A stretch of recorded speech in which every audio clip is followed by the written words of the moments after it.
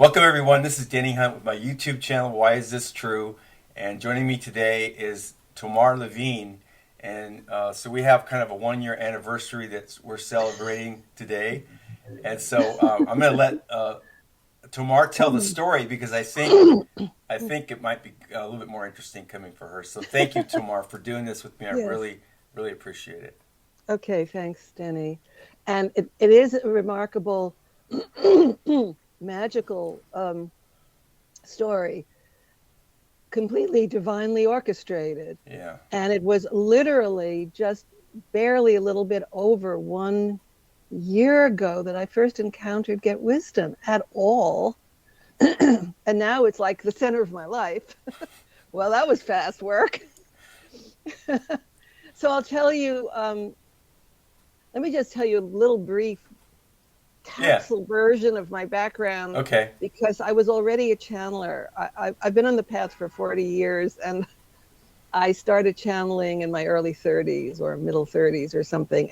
And long story, but I was channeling God and I knew it. And there was very little validation or corroboration or anyone I could look to. There were a couple of books out there that I knew were the same and or claimed to be. Anyway, and that lasted for a number of years, and then I kind of drifted away, and I was trying to find my spiritual vocation because I had been completely consumed with spiritual passion, having started as an artist, visual artist, and then I'm sort of going on these parallel tracks: art, spirituality, art, spirituality. And finally, I just voted, and I went into spirituality and left art behind. Mm-hmm. But I couldn't. But what do I do with it? Like, I have this absolute knowing that I'm here to be some kind of bridge between the divine realm and the human realm. But what am I supposed to do in the 20th century, as it was then? And how do I make a career out of it? So I was following like healing. I'm going to healing schools. Well, I'll be a healer. That was where but I did start. I was doing this channeling, but I wasn't able to make it what I thought was useful for others. Like, I couldn't do readings for people. Like, all the channelers I knew were doing readings for people. And so I needed something. And I was very shy. I couldn't put myself out there. Mm-hmm. I was getting these beautiful inspired messages for myself, or just in general, but I didn't know I was just too insecure. It's part of it. And so I was looking for what I can do. And so I was gravitating towards healing and then towards more counseling, therapy. I'm very insight-based and verbal and blah, blah, blah. So I was just I call it my 40 years of wandering in the desert, because, like I was really precocious as an artist, but on the spiritual path, I felt like the world's late bloomer. And I would say, God, I don't mind being a late bloomer, but could I please bloom in this lifetime? Yeah. And interestingly, because I was going to a lot of psychics and channelers for guidance, and one person said to me, well, your problem is that it's all the things people are telling you about yourself are true, but they won't happen for another 30 years. Oh man. And that turned out to be true, Denny. Yeah. So anyway, I stopped channeling, and then I became a coach about 12 years ago. I decided to go into coaching, and that would be my ticket because I could do whatever I wanted. And I started feeling called to go back to channeling, and I found out about the Akashic records, and I went into that direction. And then I found I could do readings for people.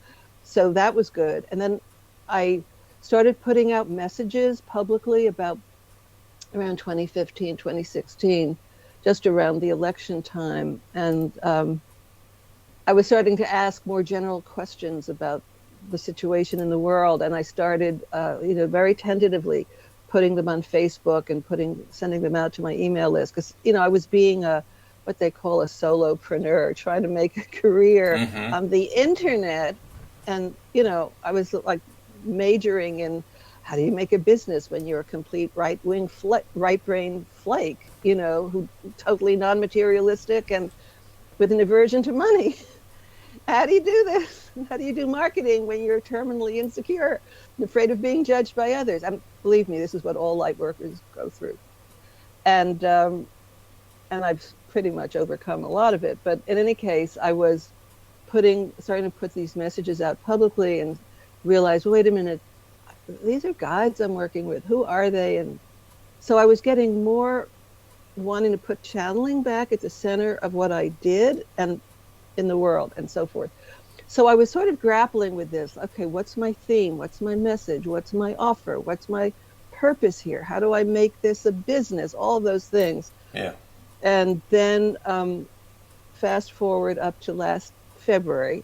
It was a year ago, February 14th. It was Valentine's Day. Mm-hmm. So I have an email list, a subscriber list that I periodically send emails to, sometimes, weekly and sometimes monthly. But I sent this email, and the headline was, God has sent you a Valentine. And I just sent this little poem that I wrote or channeled or something.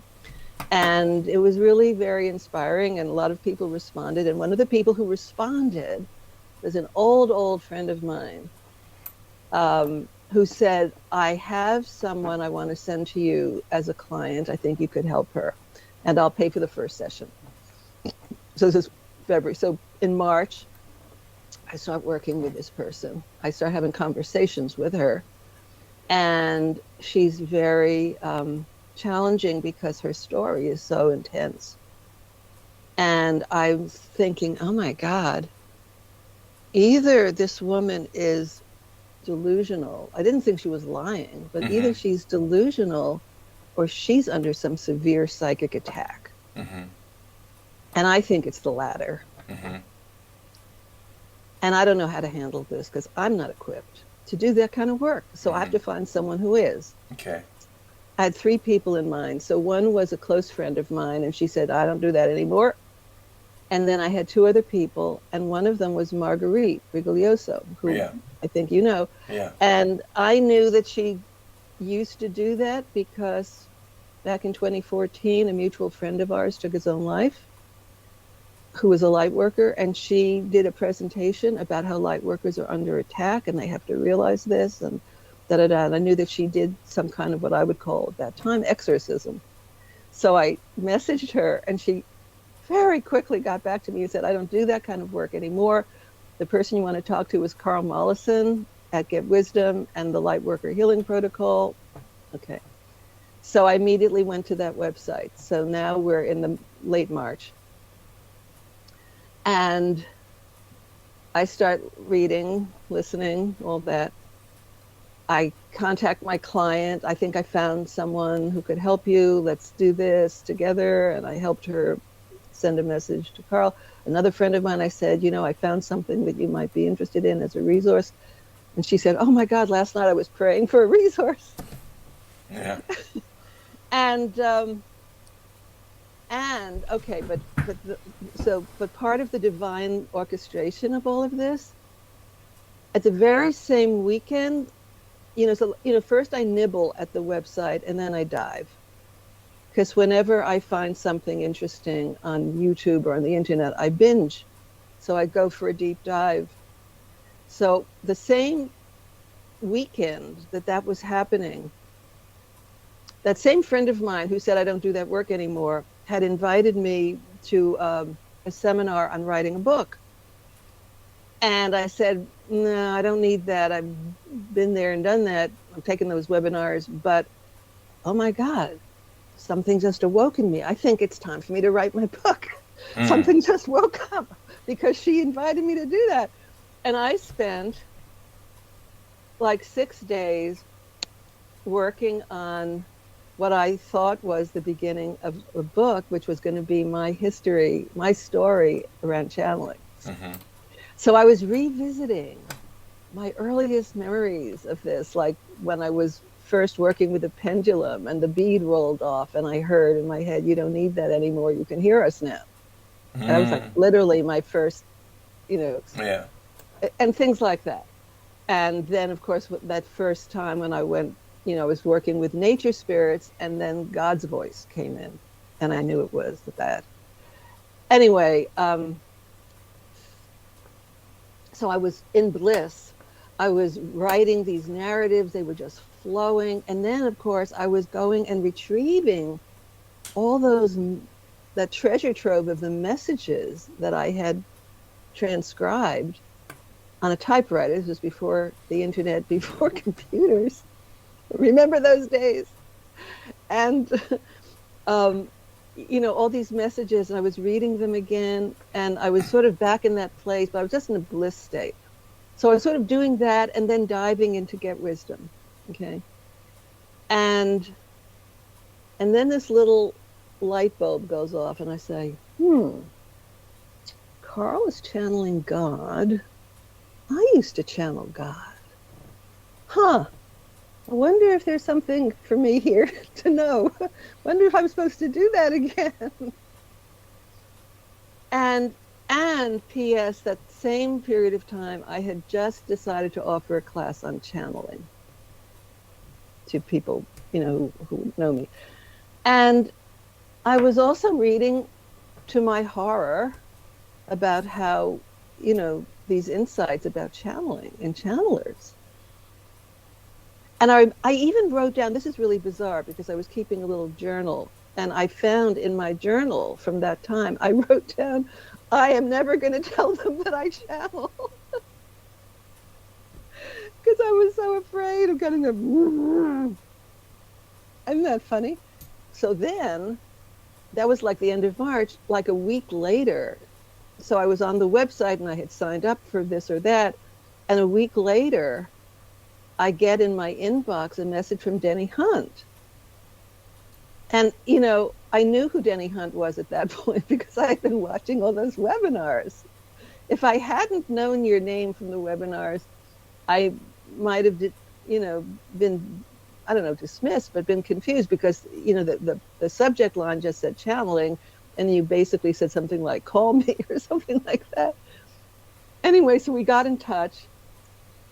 And then that very immediately after that, you and I had a 2-hour phone conversation. Mm-hmm. And then a few days later, I got on the call with Helen because you were interested in knowing if I might be interested in doing the deep subconscious channeling. Right. So this was all new to me. I didn't know that existed. Yeah. I said, well, I don't know if I can do it, whatever. So maybe you should talk to Helen. She's the one she does it. So I talked to Helen. And then a week later, a few days later, I talked to Carl for 2 hours. Everyone was talking for 2 hours. and I did come to the conclusion, well, okay, I know I want to do the LHP. You can sign me up for that. The DSC, I don't know, maybe. Yeah. What is it? Yeah.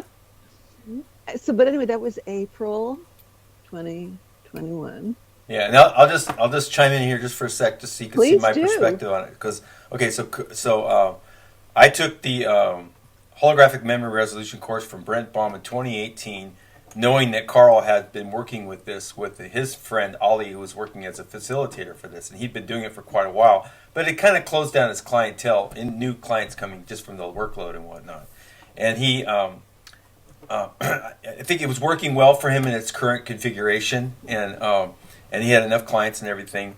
And I did it conventionally, right? Face-to-face, holographic memory resolution. Brent Baum teaches it.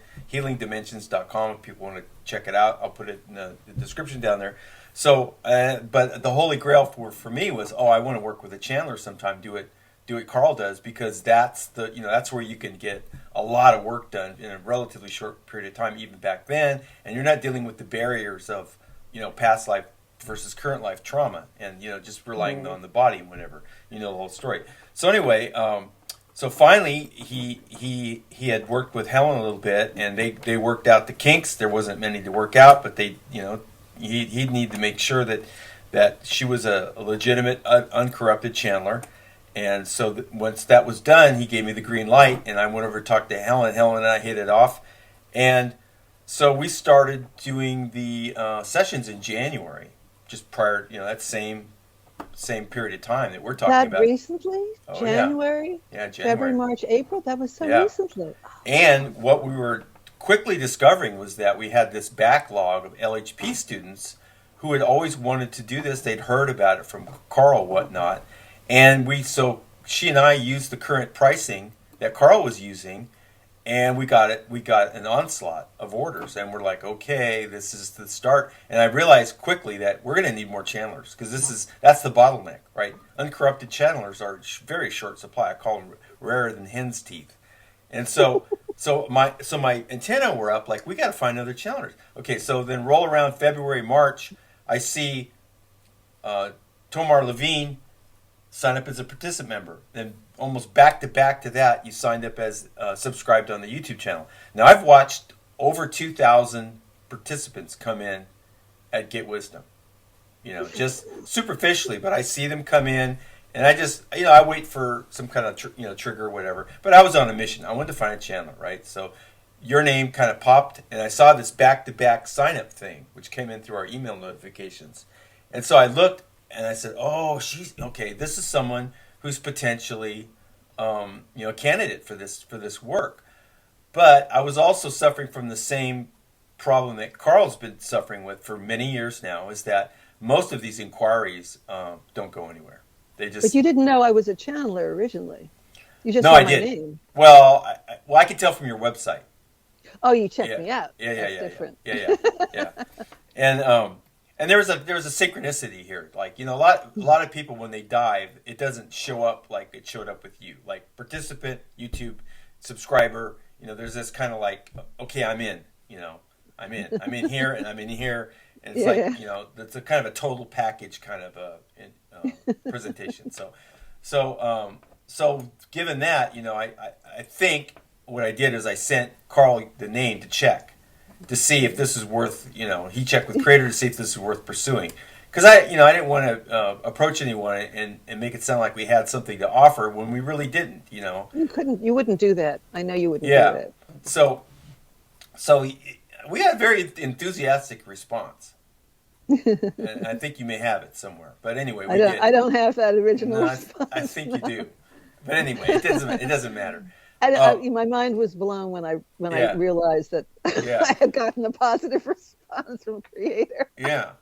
So I was on it like white on rice. This is something we have to do because I didn't know where it was going to go. I know, eventually what happened is that Helen and I made the prices more current in the marketplace, if you will, and we had a cutoff date, and then things really piled on because everybody was going to make it before that date. And then by May, she and I were booked out to July, and we ultimately had to share some of the workload with you and Lance, so which we'll talk about later. But anyway, that was my story of how we find you, and I want to title this video, Divine Discoveries, because it was a discovery for you, it was a discovery for me, and for GetWisdom, and very fortuitous, I think, and we haven't seen anything yet. It's unbelievable how this has happened, and I really, by the way, I have asked Creator about how this was arranged and why, because it was so many factors, so many synchronicities came together in one moment for this to happen, and there's more. And I was told that it was upon request of my soul, like Tomar. She needs to be nudged. She's not looking in the right direction to do the work she's here to do. She's got to add a piece. She's missing something. I mean, that's how I interpret it anyway. Okay. Because, I was channeling, I was very immersed in the New Age sort of view of reality. And even though I was apparently channeling authentic guides, they weren't corrupted, thank God. And I still can't really explain what it is because I'm not someone who knew to ask for protection. Right. Except I was, begging for God to use me, show me the way, God, give me my instructions. It's like I was for decades, or at least, especially in the early days, I was in that state. So I was reaching out to the divine. I know that's who I was reaching out to. So maybe that accounts for why I was sort of taken under the wing. I put a lot on that on guardian angels and spirit guides. Because if you don't know, they do. And if your soul intention's strong enough, that's one of the things they respond to. So I think So I think you coming in knew that you needed protection. You didn't know that you would know that you needed protection, but your spirit guides and your guardian angels definitely. Okay. Yeah. Well, that's interesting. I mean, I was very aligned with the divine realm. You know, I come from a secular Jewish family where there was no religion at all. But as a Right. little child, I mean, this is really bizarre. But when I was, I don't know, 8 or 9 years old, I remember saying, "It's too bad there are no nuns in Judaism." Wow. Like past lives, right? Yeah. Yeah. Yeah. But Yeah. Yeah. Yeah. I had some knowing of a vocation at Yeah. that age, even though I was not surrounded by anything religious Yeah. at So that all. tells you a lot right there about what's going Sure. on. Yeah. Yeah, Yeah. it does. It Yeah. does. And my passion was to please use me, use me, use me, give me my instructions. I'm waiting to show me what I'm supposed to do. I was so consumed with passion and the desired, I mean, it was an obsession of mine. Right. So, yeah, so there was a strong purpose, obviously. Anyway, so Then what happened? then what happened? Right. So, okay, so here's what happened. Two things happened, Denny. Two things. I mean, this is so amazing. And I owe so much to you. Oh. You found me. It's like you you pulled me in. Yeah. You reeled me in, you Yeah. know. And by the way, I was a Jewish grandmother in a previous incarnation. Okay. You know, but it's kind of interesting because as someone who's been sort of shy and passive and, you know, not able to promote myself, I used to always wish to be invited. Someone's got to invite me on stage. Oh, right, right. Well, you were the first person who ever literally invited me, you know, to be part of something. And the amazing thing also, to be part of a group, a team, something more than just myself, because it's incredibly lonely trying to make this work. Yes, it is. On your own. You know, they use that word solopreneur. It's just horrible. Yeah. So anyway, so I had that first conversation with Carl, and then I said, okay, you know, I want you to teach me how to do this right and how to, you know, and so I started hiring Carl for sessions. Wow, yeah. And that was just so incredible because once I started talking to Carl, just for a period of time, like a month or so, but I would just get these kind of huge energetic infusions. You know, like there was something just awakening in me from this connection with the divine and this knowing, this invitation to step into that role again and to do something more purposeful. So here, but just to backtrack, circle around, I found GetWisdom because I was looking for help for this client, right? Yeah. I'd never heard the term targeted individual. Okay. And I thought she needed an exorcism. And I was really happy when I started to read that, well, we don't do that. We don't call it that. We don't do it that way. We do healing. And I was really excited and inspired.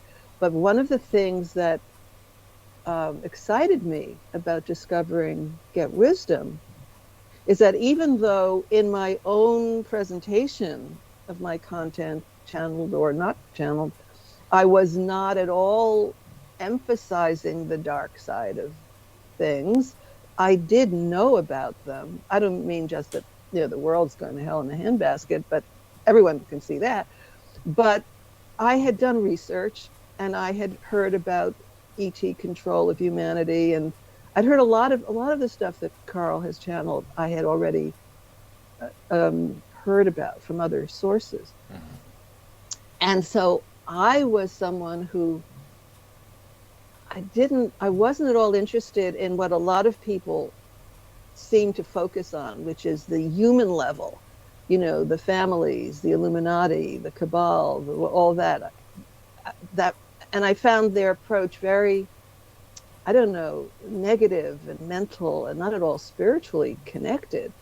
But I knew, but wait a minute, like who's pulling the strings? Who's the puppet master here? If that's an off-planet or non-physical, non-human source, that's what I want to talk. That's what I care about. I don't care about the human puppets. Let's get at the puppet masters. How do I do that? Yeah. I would like to help with that. And then I find GetWisdom has the answer. Yeah. And they actually are offering a way to do that. And that sort of put a lot of pieces together for me, and I was really excited. I could be part of the answer. Okay. Because I was aware of that, you know, and that it wasn't enough to just create these beautiful, you know, elevated states and raise your vibration and see the coming of the new dawn. That's all well and good, but what are we going to do about being messed with? Yeah. So that was like a big shift for me. It was a big shift. And I just took time off from my business, my public presentation. I just took time off because, you know, it was like 5 months or so went by before I came back and said, I'm back. Where have I been? Yep. You know? Yep. It's a lot to digest. Yeah. Well, and because I was learning so much, I was so consuming the material, but I was also starting to do. So then what happened with us, and the reason you reached out to me in the first place, to learn to do the deep subconscious channeling, I said, yes, sure, I'll give it a try. And Carl, bless his heart, has suggested to you that I first experience the HMR by itself before doing the channel part. Yeah. And you said, well, you know, I'm not so keen on doing that, but there's this other young guy who does HMR, and I'll pair you up with him. So on July 7th of last year, I had my first meeting with Lance. Yeah. And we did 2 HMR sessions for me that and you day. Did conventional HMR. Conventional HMR. Yeah. Because I said, let's go into the shallow end of the pool first. Okay. And let me understand what this is based on and how this works. Right. And gradually go deeper into the deeper end of the pool. That's made sense to me. And if Carl had suggested, I said, okay, I'm on board with that. Yeah. And then, you know, I meet Lance, and the first thing we do is we just talk. And say, okay, well, let's just get to know each other first, and then we'll do the HMR session. And I have to say the rest is history, because, you know, here's this young guy, this gorgeous young guy, and I don't know I still really don't know what the karma is or what it is, but it's just like a spark. We just have this spark together. And some magic happens. Yeah. And we just, you know, we're doing so much together. So anyway, we did these 2 sessions. They were just fabulous. And then I said, you know, I want you to do my first deep subconscious. I want you to be the first one to sort of initiate me, because I know you now. And then we did that, you know, and then I started working with you, Denny, and with Lance. Right. Little by little, I started, you know, having a lot of sessions a week, suddenly doing this new methodology that I had just learned. But as a channeler, it wasn't that hard to transition to doing it, actually. Right. It was a different form of channeling than I was used to. Okay. You know. Okay. And I told Lance, you know, I have this idea, sort of based on my introduction to GetWisdom, that one way that I could really help spread the mission, spread the message, and be of service is, I'm not prepared to talk about all those dark, scary things publicly, but I can really get behind talking about the divine partnership and empowered prayer, because that really fits with everything I'm about and have, you know, been about. And I want to do, like, what if I really have this vision of doing a monthly free call to bring people in and introduce them to prayer as a form of healing. Themselves, their loved ones, humanity, the world. And I know it'll work because people all want healing and they all want to be on something free. So what's not to like about that? Yeah, and prayer for healing works. It just does. And so that's what I call it. I want to use, we're going to start. So anyway, and Lance said, oh, I love that idea. I'd like to be part of it. And I said, well, why don't you and I do it together? We could be co-hosting it.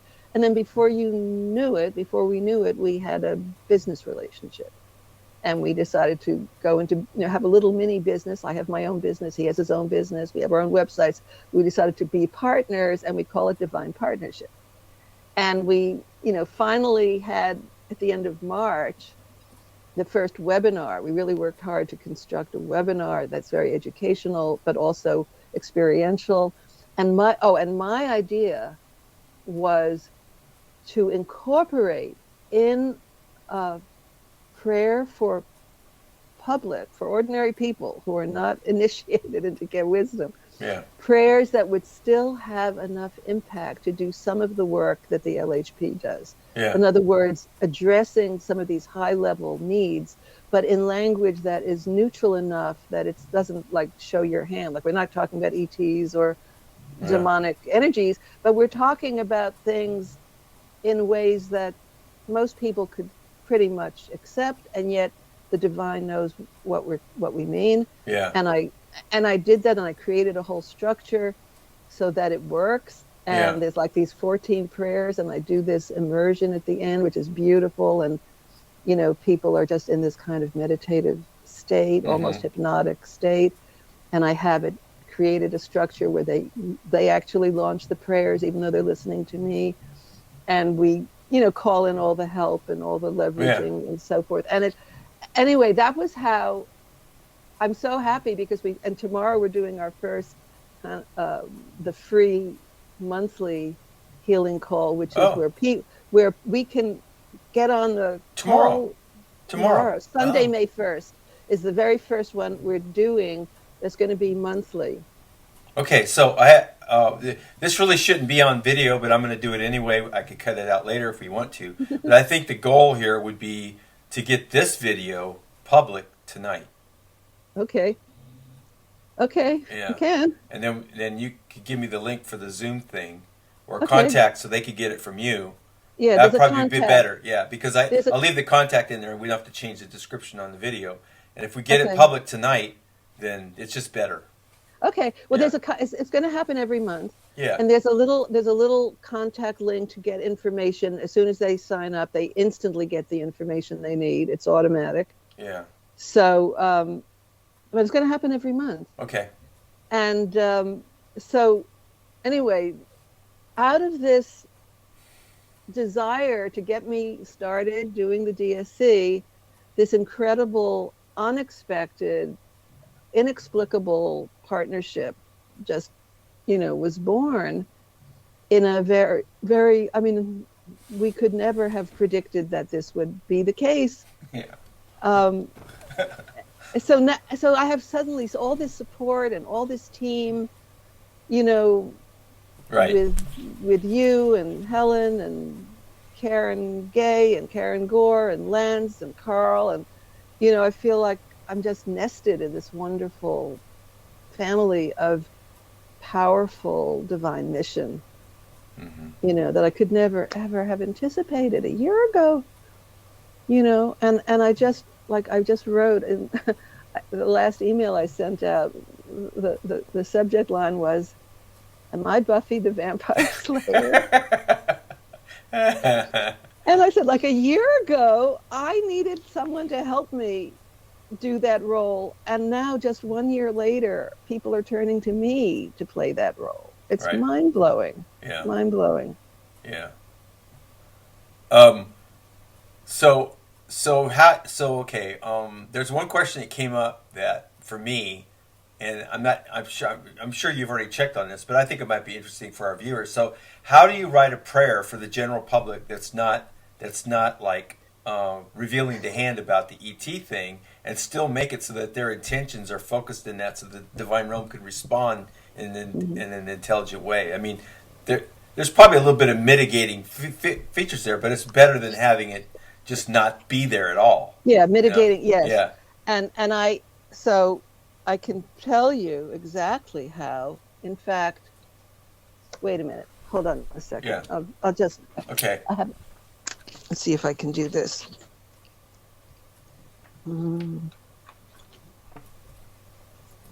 Yeah, because I have a printed copy of this. So as an example, and you'll understand.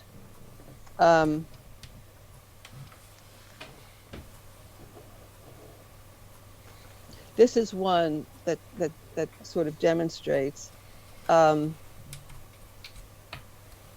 Creator, please release and rescue all lost spirits, human or otherwise, who are trapped in darkness, and guide them to the light so they can continue on their journey home for the betterment of all.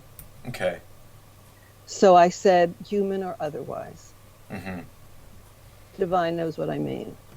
Okay. Right. All right. That's So an example. I use language which is sort of veiled and indirect. okay. So on the part of the person saying the prayer along there with you, then the mitigating part is just going to be whatever their conception of what that might be. Okay, Because so they here follow. has I. Yeah. Yes, that Okay. was my concern. Yeah. The divine will follow what is in the consciousness of the person. And I also had to write, let me share this with you, because I was really proud of figuring out how to do this.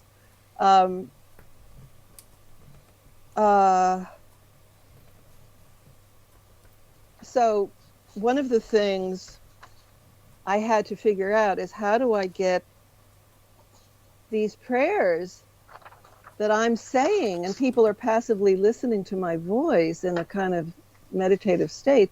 How do I get those to be effectively launched by those people? And granted, they have very different belief quotients, and it all, comes out in the wash because it's a group. And so I said this. I said, so for prayers to be effective, they have to carry your personal intention. To make these prayers effective for you as you listen to my voice, I invite you to say these words out loud or silently. Divine Creator, I choose to enact the following prayers as I hear them read. So they say that before I begin. And then at the end, they have to affirm it.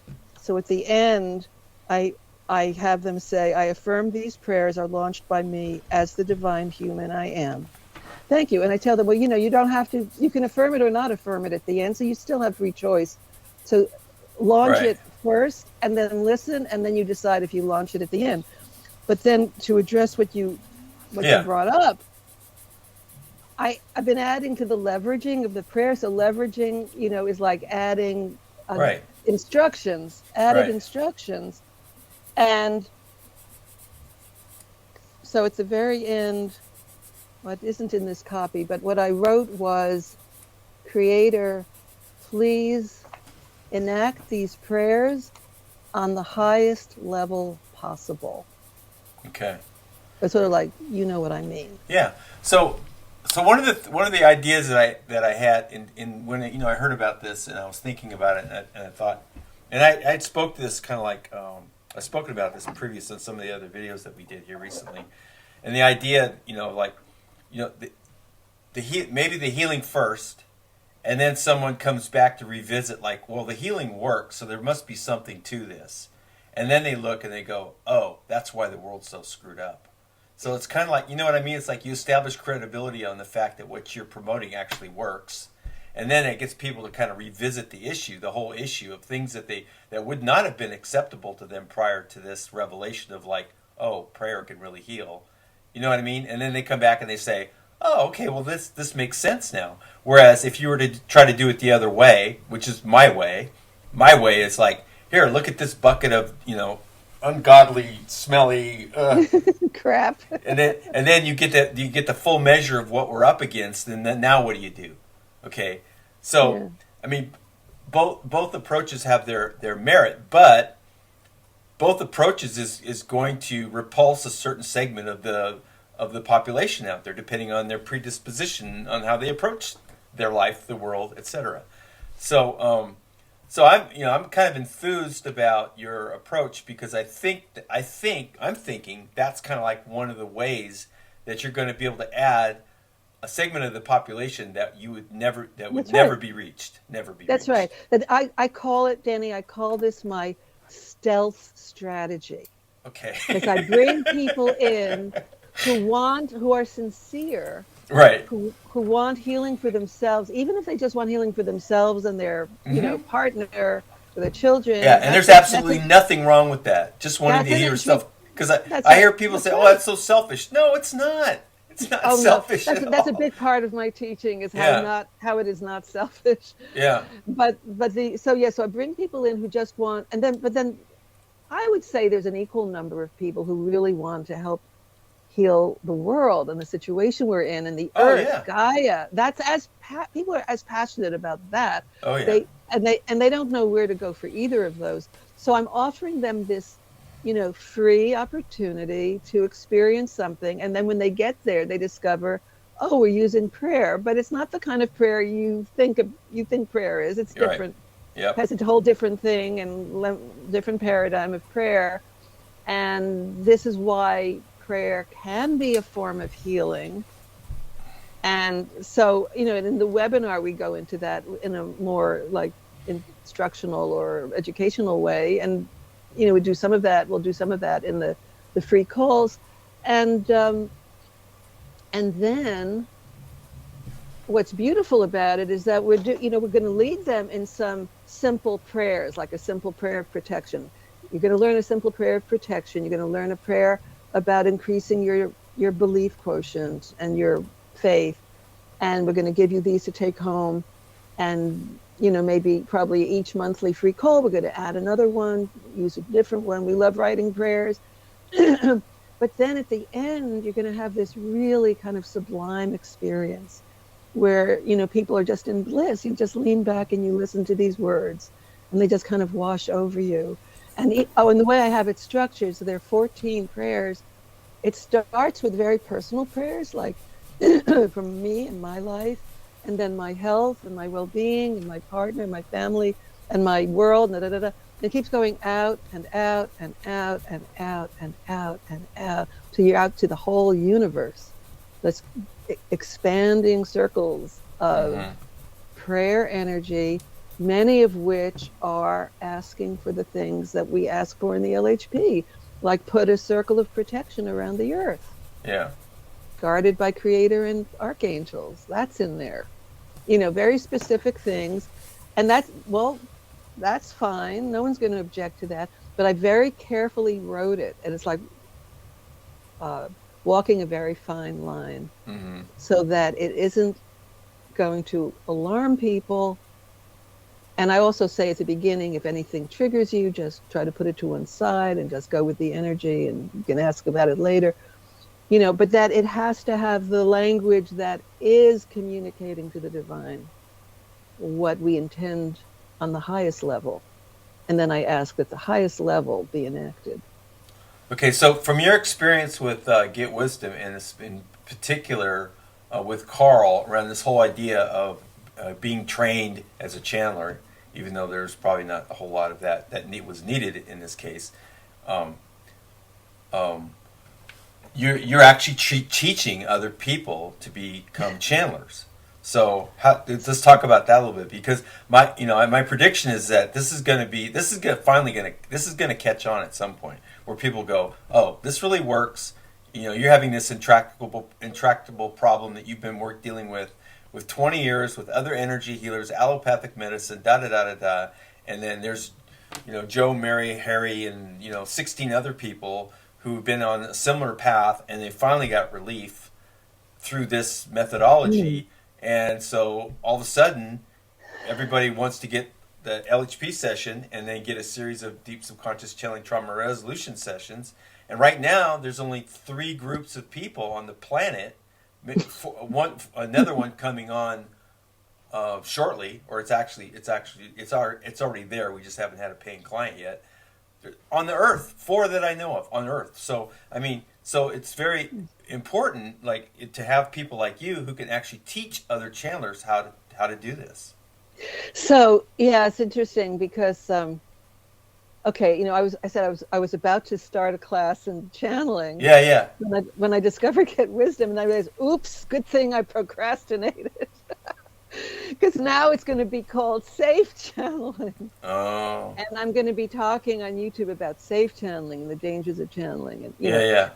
And so there's 2 ways I'm looking at this. One is to have a group.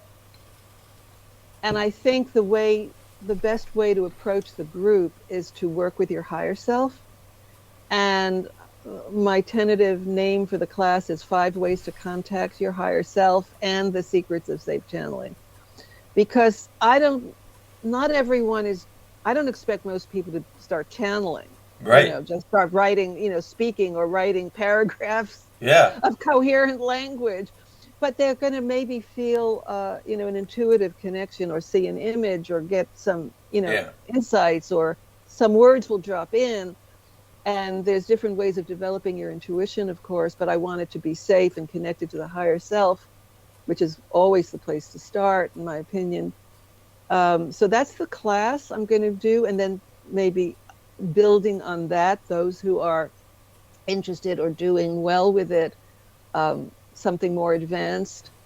I'm certainly not going to drop them into let's channel creator, Yeah. But however, when there is someone who is primed, who is either channeling already, but maybe not necessarily, I don't know, uncorruptedly, or someone who has been moving in the direction of channeling and wants to, like there's something there, or maybe they got a nod from creator that yes, you can do this, you just need some practice.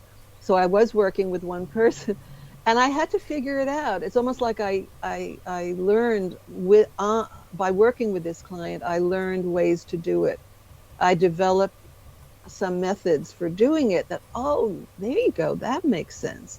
Oh, okay. And it might be individual because each person has barriers in different places. So working one-on-one would really be crucial if they're at that stage. You have to see what are the issues. You can work on all the issues. That, there are countless barriers that all light workers have because of our history of being persecuted and killed. And I'm not going to go, I want it, but I can't do it. Why can't I do it? Well, let's clear those things out. Yeah. And I have several ways of clearing those things out. Yeah. DSC is one of them, but it's not the only one. And we can work through them rapidly. But the thing is, I was not taught how to channel. So I don't have any model about how to do this. Yeah. So I've had to so one thing I really believe strongly in is learning muscle testing as a first step, learning to get an accurate yes-no response. Yeah. And then you can build on that. Then you can go from there. So start at the ground floor and take the baby steps, the easy steps forward. And then, ask simple questions. Don't ask about the nature of the universe, but, ask about, is the sky blue today or is it overcast? Yeah. Right. And just gradually building up your confidence that you're getting accurate answers and then asking questions of your higher self. And also really important is learning to go into a deeper brain state, learning to relax from the beta mind and go down, drop your energy with your visualization down into your heart and your belly and go into alpha and theta more and more. And you can do that through a guided meditation very easily. And then when you're in that state, start asking questions and just write down the answers. So I'm a great believer in writing. And many people have over the years contacted me just sort of casually about this. And I say, that was before I knew about safety. So now I would say the first thing to do is to put in that prayer for safety and then ask a question and then just start writing down the answer or writing down whatever you're prompted to say, feel, whatever you're hearing, whatever you're imagining. And most likely you're going to dismiss it and say, that's just my mind and that's not anything else, or this is just my imagination, or it's wishful thinking. And I say, yeah, you're going to think those things. Keep writing. Just keep writing. Just put that to one side. You go critique it later. Don't critique it while it's happening. Just keep writing. And I use as an example, Denny, that, The Artist's Way, Julia Cameron's book, The Artist's Way. A lot of people have used that. And one of the methods that a lot of people have used is what's called the morning pages. And the instruction is that the first thing in the morning, you get out your notebook and you handwrite 3 pages of just writing whatever your brain dump is. And the idea is to clear the crap, whatever your negative, whatever you're feeling, just clean it out. But what a lot of people find, because the requirement is to write 3 whole pages, is that after they clean out the crap, some wisdom starts coming through what they're writing. And they don't feel they're writing that. They don't know where it's coming from. Right. And it's because they kept writing. They didn't stop. They didn't critique it. They didn't let their inner critic mess with it. They just kept writing. And I don't know that this happens for everybody, but a few people have told me this happens for them. Yeah. And that's an example that if you just keep at it and do it, and ask for protection and just ask for questions. It's not that hard to get guidance from your higher self about whatever issues you are presented with in your life right now today. Yeah. Whatever personal or career issues or whatever you're struggling with, you can ask a question about it, like what's a higher way to look at this? What can I do to help myself deal with this situation or my relationship with my husband or whatever, and just start writing. And the first words may not be very helpful, but if you keep writing, you might access a load of wisdom, because we all have this wisdom in us and we all are connected to our higher self. It's not very far away. It's not far away at all. Yeah.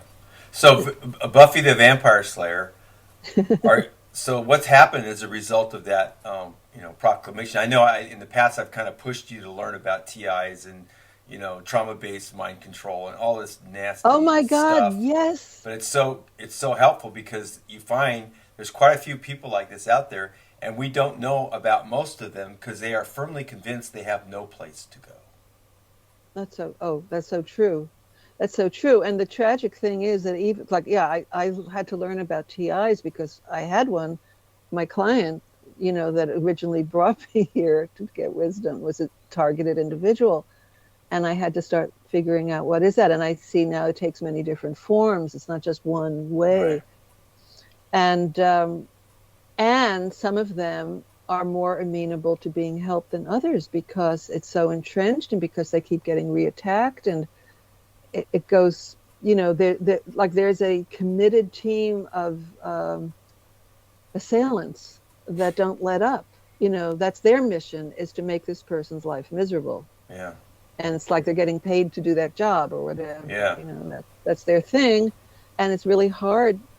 I still feel very worried and upset about that original client who brought me here. And I'm sure she and I have a karmic connection because she's the one who brought me to get wisdom. She played a huge role in my life. And then there are other people who have other kinds of manifestations that clearly have the mark of negative forces that are messing with them, that may be targeted to a lesser degree, or maybe got attacked because of some opening that happened in their energy field, maybe due to drugs or something else.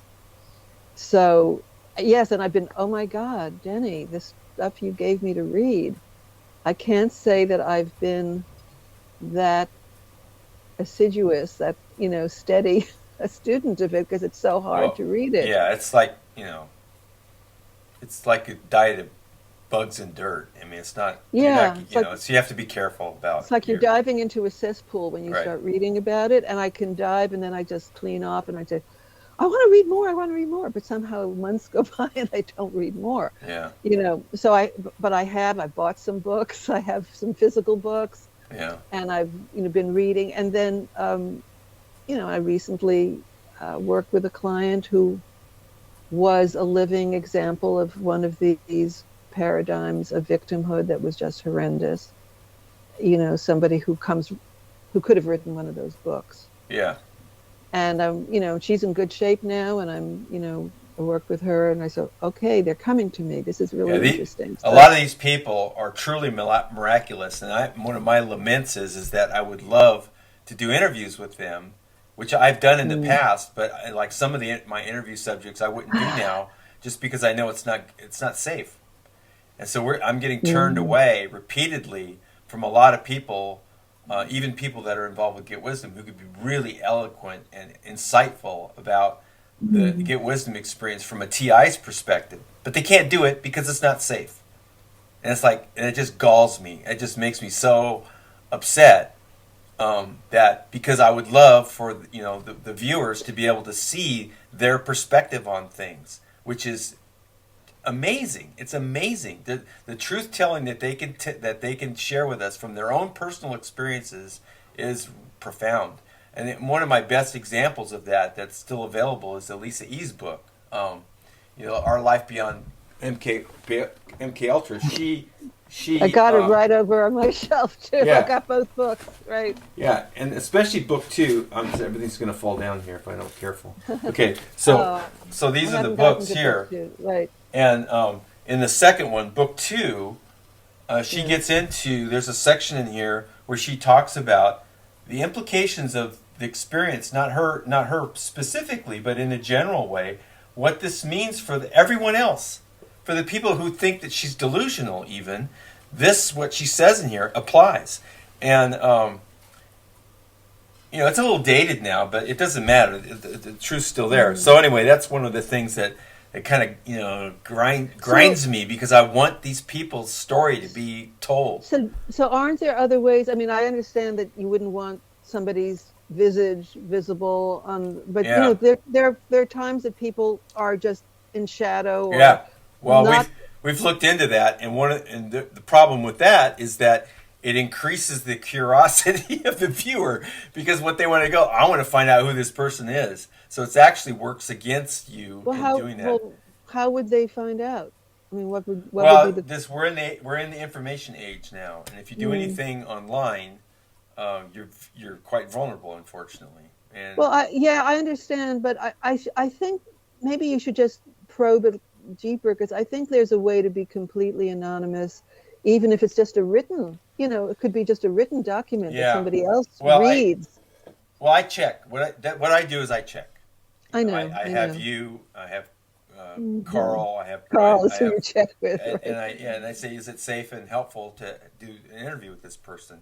And if the answer is no, I don't do it. But you know what? Why don't you go back and check? Is there some other way of doing it that could convey the same information without endangering the person?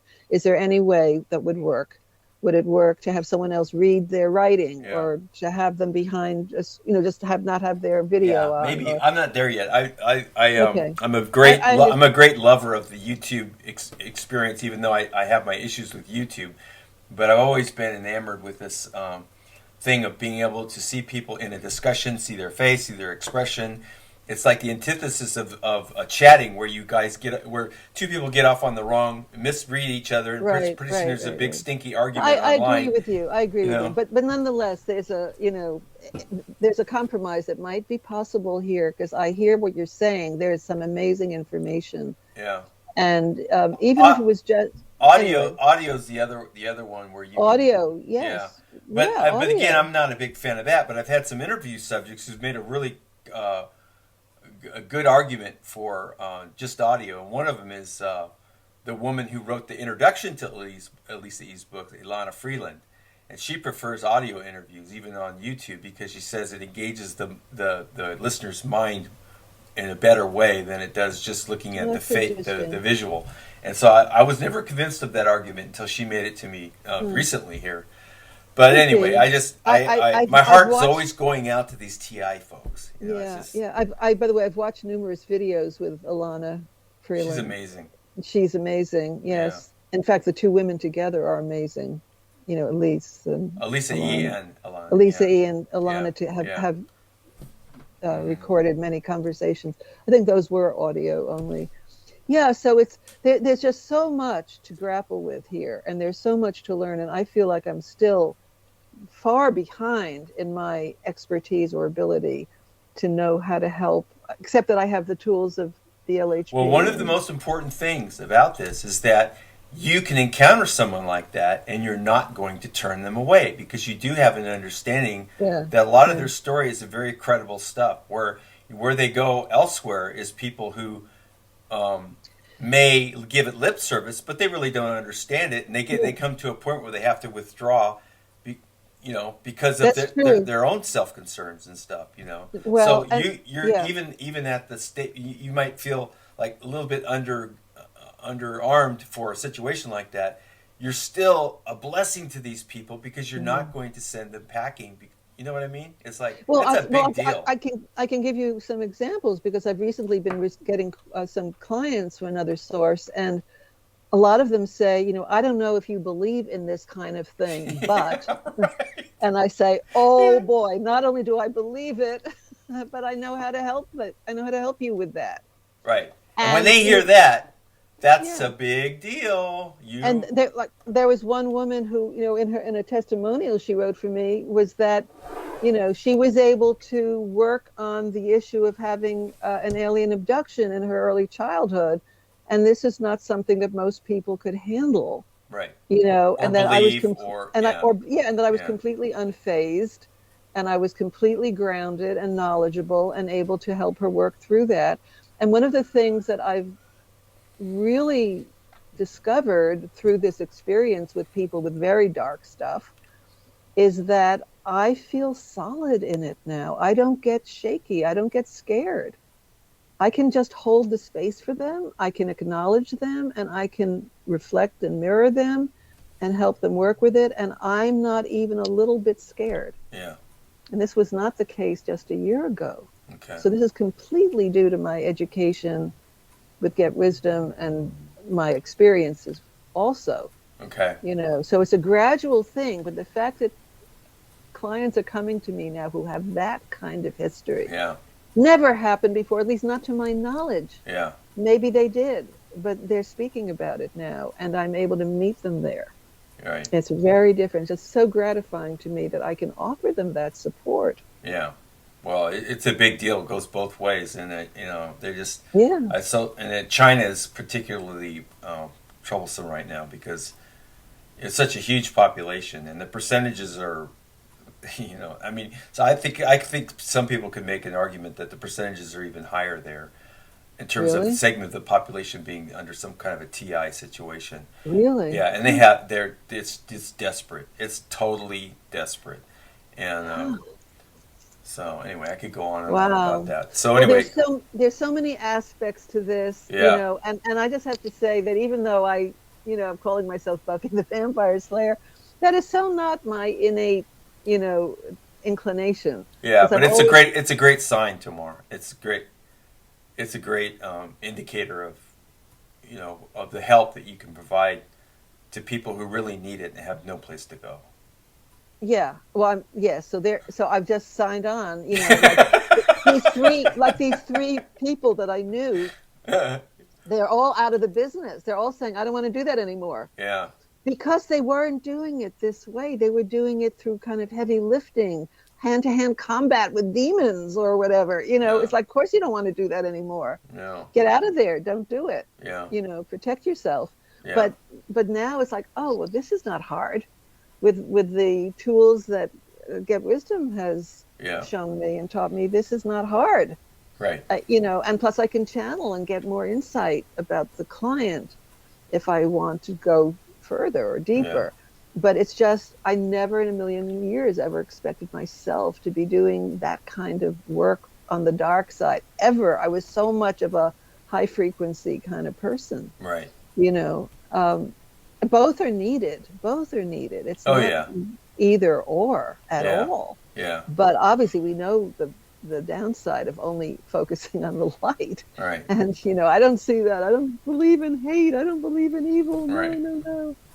Okay, so we're going to wrap it up, and the general plan here is that there's going to be another video with Lance. I'm not sure when that's going to happen. And then after we do that, then we'll try to do a video with you and Lance and me, and we'll talk more about what you guys are doing collaboratively. And my understanding is that you have your own website, he has his own website, and then you're going to have a combined website that focuses on what you discussed here today. Yes, because we're partners in the healing work. We do the DSC together. Right. We each do one-on-one work as well, and we're doing this, prayer healing, empowered prayer work together, and we're just support each other. It's like we're a team, and it's like miracle magic. Right. Where do these people come from? It was just amazing. Anyway, but all of this, I just want to wrap this up. Okay. All of this to me is an indication of how incredibly divinely orchestrated this has been in my personal life to bring me to GetWisdom, when it happened, how it happened, and with the acceleration, the speed with which my life has changed and unfolded. Yeah, I feel the same way. I mean, meeting you. Yeah, I feel the same way, because it never would have happened unless I asked, and I knew who to ask, and then the only other thing I had to do was just pay attention. You know, that Well, was my God bless job, was you. to pay attention. Bless you for that, Denny. I owe you so much. Or, No, you yeah, know, or we both owe. yeah, We both owe, but we're part of something. yeah. And Part I of know we something. all signed up before this lifetime. You That's know, true. even to meet and to do this together on this mission, to be able to, Yeah, bring this mission forward. yeah, Because I've exactly. been, asking all my life for what I'm supposed to be doing. Yeah, excellent. Okay, well, thank you, Tomar, so much, Tomar. and Tomar, so much for doing this with me. And Thank I'm going to you. put links in their little bio and all the necessary stuff to navigate in the description of this video. This video is on Why Is This True? But Why Is This True is started on YouTube. You know, YouTube's great, but we all know what's happening with that unfortunate platform. So it's also on Odyssey. It's also on Library. Library became Odyssey, so it's on Odyssey. It's on BitChute, and it's going to be on Brighteon too, I think. Which GetWisdom is, GetWisdom.com has its video stuff on those same platforms. So we're kind of, we're spread out so that just because of this Right. censorship environment. So that's a word to the wise for Yeah. all us YouTubers, right? Yeah. You have to have a backup because Good idea. things happen. Good idea. Yeah. All right. Thank you so Thank much, you. and Thank thanks you, everybody Denny. for Thank you. watching. And we'll be back with another interview soon. Bye bye. Blessings to all. Bye.